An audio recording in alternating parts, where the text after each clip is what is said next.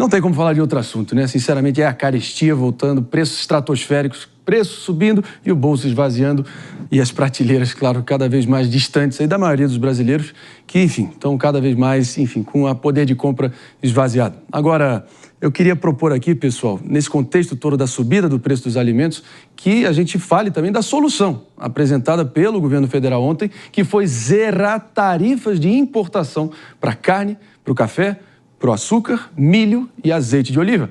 Agora eu também já vou perguntar para a bancada aqui, né? Será que foi o suficiente para frear a escalada dos preços? Claro que ainda tem que entrar em vigor. Tem muito especialista aí graúdo, de pesos pesados, aí dizendo que a medida é praticamente inócua, que não vai surtir efeito irrelevante. E, inclusive, pode até ter um efeito contrário. Mas a gente vai ter já uma entrevista importante para a gente seguir repercutindo. Mas fazer o abre-alas aqui com o Mano, fica à vontade aqui, só 20 segundinhos aqui, por favor. Primeira coisa, é interessante que o governo agora reconhece que imposto de importação encarece produto para o consumidor brasileiro. Eu gostaria de ver essa mesma lógica aplicada para todos os outros produtos. É isso aí. Será que vai dar certo? Será que não vai? Brasil que é líder de exportação de vários desses alimentos. Será que essa conta fecha? No momento que agora sim voltamos precisamente para todo mundo que está nos ouvindo pela Rede Jovem Pan de Rádio Morning Show a todo vapor, vamos repercutir então essa medida polêmica aí que foi anunciada aí com pompa e circunstância pelo governo federal, vice-presidente Alckmin aí na dianteira também, de zerar os tributos de importação de vários produtos que o Brasil é líder na produção. Será que vai dar certo? Será que essa conta fecha?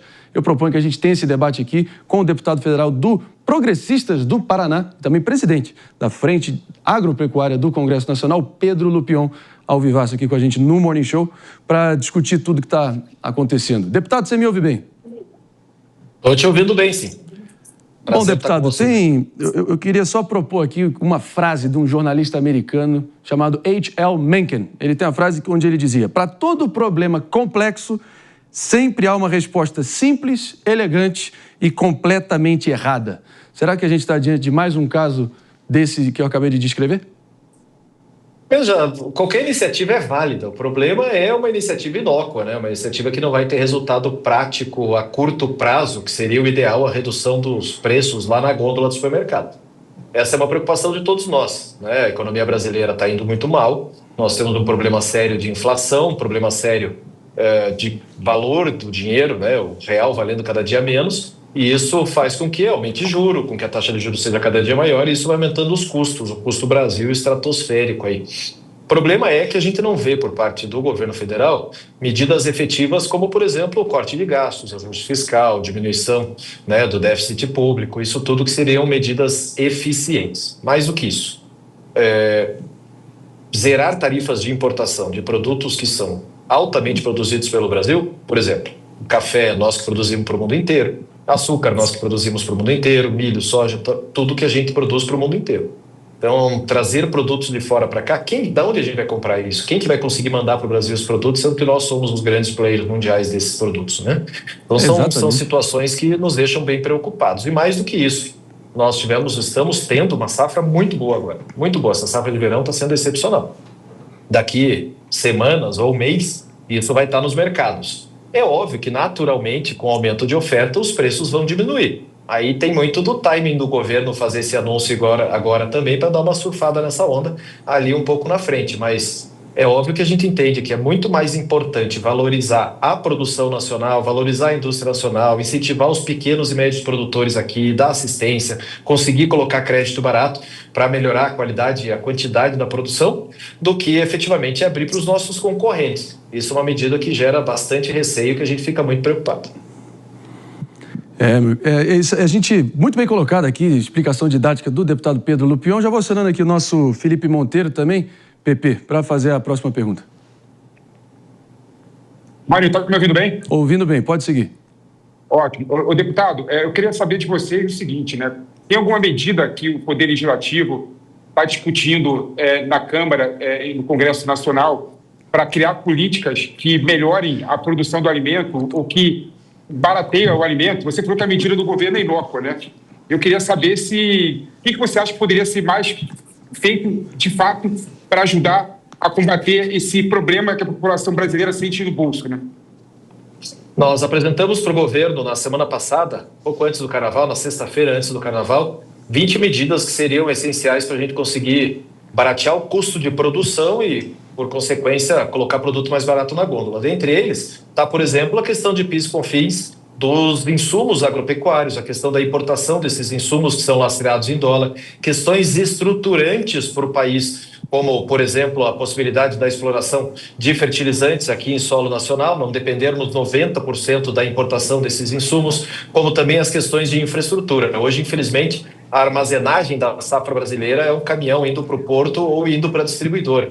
Isso gera, obviamente, uma redução enorme da nossa competitividade e uma dificuldade grande para baratear esses produtos, né? A gente não consegue ter um controle de estoques. Isso gera uma preocupação enorme.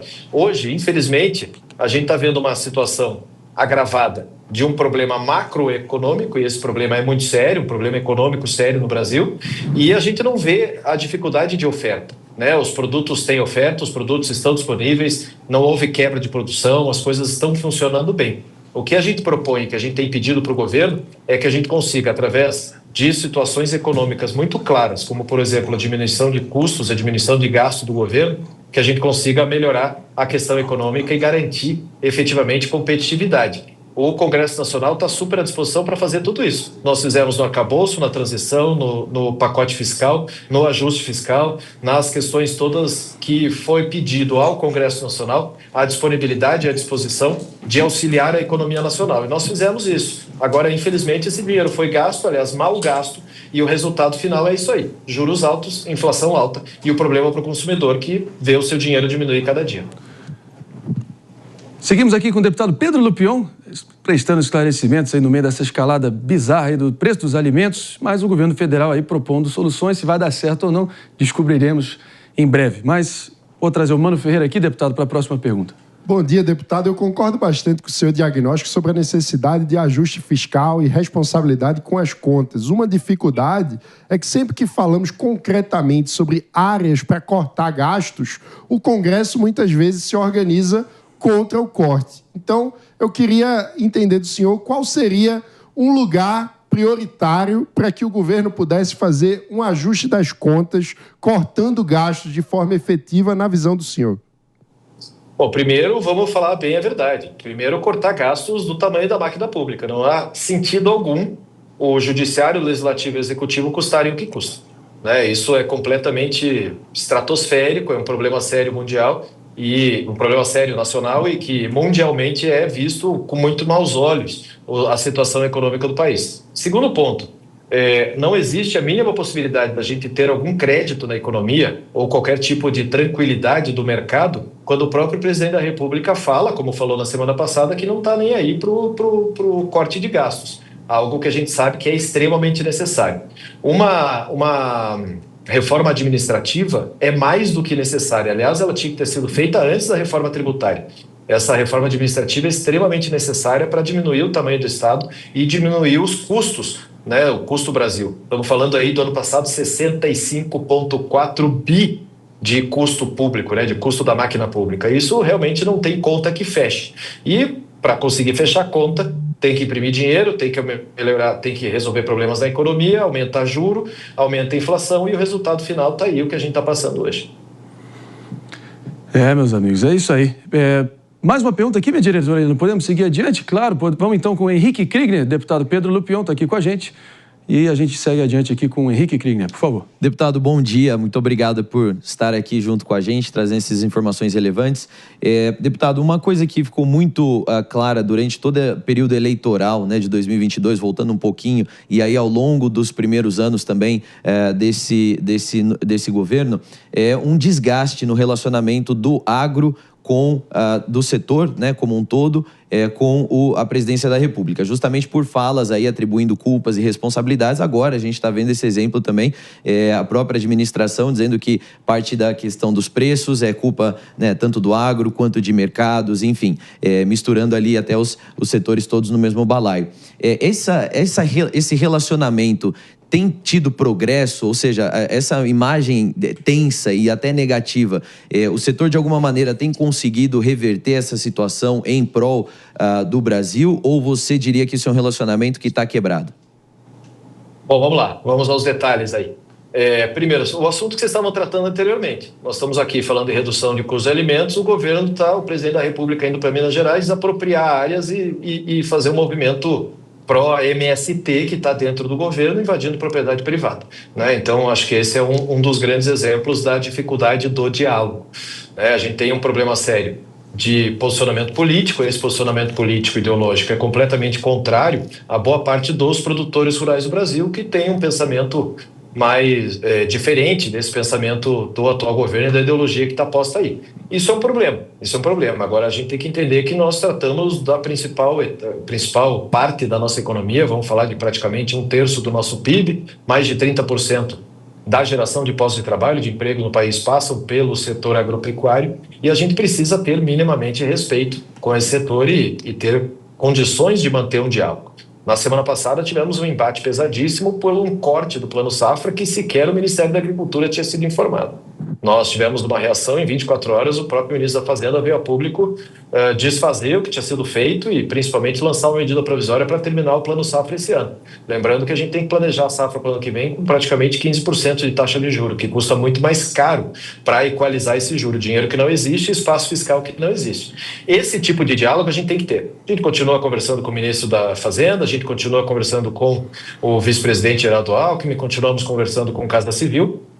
Agora, toda vez que a ideologia ou o posicionamento político estiver na mesa, a gente tem discrepâncias ou discordâncias muito claras e muito pontuais em relação a esse governo e o partido que está aí, né? Isso gera problema de relacionamento, obviamente, mas a gente tem que superar tudo isso, botar a ideologia de lado e tratar do setor. Um setor que precisa de apoio, que precisa ser incentivado muito mais do que... Só uma breve intercorrência técnica aí com a imagem do nosso deputado Pedro Lupion, está aqui com a gente. Voltou tranquilo, sereno? Vamos que vamos então? Terminar, retomando, a gente precisa ter muito mais apoio para a indústria nacional e para o produtor nacional do que zerar a tarifa de importação para os nossos concorrentes. O pequeno e o médio precisa de apoio, precisa conseguir escoar a safra, precisa conseguir ter irrigação, precisa conseguir ter crédito barato, precisa conseguir produzir mais e melhor para poder vencer esses desafios. Para isso tudo a gente precisa ter muito diálogo, apesar de ter que colocar as questões políticas todas de lado. Criticar quando necessário. E é, obviamente, o principal setor econômico do país, né, deputado Pedro Lupion, gerador imenso de divisas, né, de também fortalecer a nossa, o equilíbrio das contas públicas, a balança de negócios. Agora, só para a gente finalizar, a propósito, eu não vou resistir, queria muito sua opinião aí do pessoal que adora defender o Movimento Sem Terra, o glorioso MST, adora mencionar as feirinhas orgânicas, os produtores de arroz nos pampas gaúchos, né? E também sempre mencionando que seria a agricultura familiar que seria a principal responsável por fazer o Brasil o celeiro do mundo. Nada contra a agricultura familiar, vida longa a agricultura familiar. Mas agora que o cerco está fechando e a coisa está apertando, aí não, a culpa é do agro malvadão fascista, né? É impressionante como o duplo padrão, essa gente tem que se decidir o que elas querem, né? E o que elas acreditam. Concorda? Não, eu acho até importante dar um tempero aí nessa tua fala. Por favor. A gente tem que entender que o sistema do agronegócio, a agropecuária brasileira, é uma coisa só. Você tem o microprodutor, o pequeno, o médio, o grande e o produtor gigantesco. É tudo uma coisa só. É um setor só que tem um objetivo final, que é a produção, né? Isso é uma coisa só. Infelizmente, a esquerda e esse governo tendem a separar as coisas, criar um ministério para cuidar só de agricultura familiar. Vamos dar um exemplo. Meu estado, estou aqui no estado do Paraná. É um dos maiores produtores do Brasil, sem dúvida é o que tem os maiores índices de produtividade por região. São mais de 250 mil propriedades rurais que se enquadram como pequenas propriedades, muitas delas agricultura familiar, que são tratadas igual a qualquer grande produtor. Então a gente tem que esquecer um pouco aquela imagem de que o agro são só aquelas 50 colheitadeiras enfileirando. Pelo contrário, o grande agro é o produtor pequeno que está lá no dia a dia, principalmente na produção de alimentos. Eu não diferencio absolutamente nada em relação ao tamanho da produção e a importância de cada produtor. Cada um tem a sua contribuição.